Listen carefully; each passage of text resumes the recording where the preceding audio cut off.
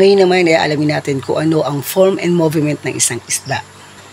Anatomy or anatomy na nagmula sa salitang Greek na ang ibig sabihin ng ana ay up and tomia is cutting. Fish anatomy ay isang pag-aaral kung saan inaalam ang bawat parte ng isda, internal o external. Inaalam din kung paano sila nakakasurvive o nabubuhay sa ilalim ng dagat. Ngayon naman ay alamin natin ang the external of the fish. Halimbawa ng type of fins tulad ng caudal fins, dorsal fins, pectoral fins, pelvic fins, and anal fins. Dorsal fins, karaniwang mo makikita sa taas na parte ng isda, tulad ng sharks and dolphins na tumutulong sa mabilisang paghinto o pag-ikot ng isda sa kanyang paglangoy. Caudal fins o mas tinatawag nilang tail fin na karaniwang nakikita sa dulo na parte ng isda o ang tinatawag nating buntot. Ito ay tumutulong sa pagkabilis sa paglangoy ng isang isda. Ngunit depende ito sa klase ng buntot ng isda sapagkat may dalawang uri ito. Ito ang lunate tail at fork tail. Pag lunate tails ay karaniwan nakikita sa marlin or tuna, nasasabing mabilis lumangoy. Subalit kapag fork tail naman ay may kakayahang tumagal sa paglangoy sa ilalim ng dagat. Pelvic fin na may dalawang pares na kung saan matatagpuan sa bandang gitnang parte ng katawan ng isang isda. Ito ay tumutulong sa pag-akyat at pagbaba ng paglangoy ng isang isda.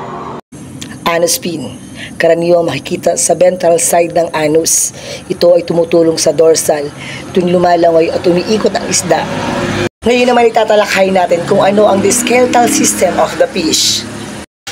Skulls, also known craniums, ang may pinakamahalagang kampanin sa skeletal systems of the fish sapagkat ito ang pumoprotekta sa utak ng isda. The skull have two major components. Ito ang neurocranium at branchiocranium. Different types of scales. Ano nga ba ang scales? Ang scales ay ang siyang manipis o maliit na siyang pumoprotekta o nagiging armas ng isang isda. Ang scales din ang siyang nagpoprotekta sa isda from the predators and parasites. Placoid, isa sa mga type ng scales ng isda. Ito ay makikita lamang sa mga cartilaginous species tulad ng shark and rays. Ito ay tinatawag din dermal dentist dahil sa kapagkapareho nito sa ngipin ng isang tao. Cosmoid, ang matigas at sinaunang klase ng kaliskis ng isda. Ito ay nagbibigay protection din sa isda. Ito ay makikita lamang sa mga dogfish and lungfish. Ang pagkakaroon ng ganito ay patunay lamang ng evolusyon ng mga isda sa ilalim ng dagat. Ang ganong layer ay isang uri ng kaliskis o scale ng isda na matigas at makintab. Ito ay may tatlong layer gaya ng basal layers, dental layers na parang isang ngipin at ganon layer na parang isang enamel.